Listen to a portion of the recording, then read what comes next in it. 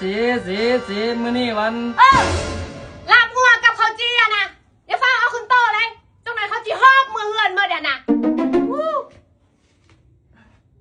โตเลยให้มันแล้วเนาะโอ้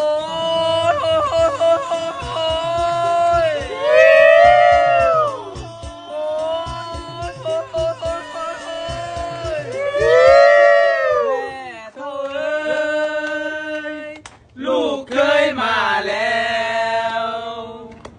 แม่เท่าแก้วช่วยเปิดประตูให้มือสันวันดีเพื่อนฟูงและเท่าแก่พร้อมกันแห่ลูกเคยแม่เท่ามาลูกเคยมาเด้อโอ้ย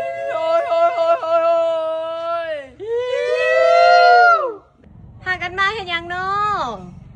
เอ้าบุญเติมมึงไม่ได้บอกเขาบอกว่าเขามาอย่างนี้บอกยัง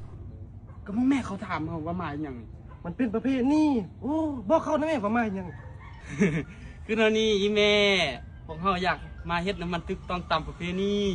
มาเอาแนวมันไปไว้มาเอาแนวมันไปวานเอาแนวขี้ข้านมันไปไว้อยู่เฮือนแม่เด้อ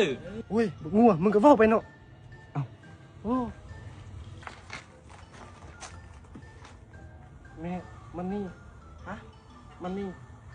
I know money แม่ก็ทุกข์เอาไปแบ่งกันเด้อ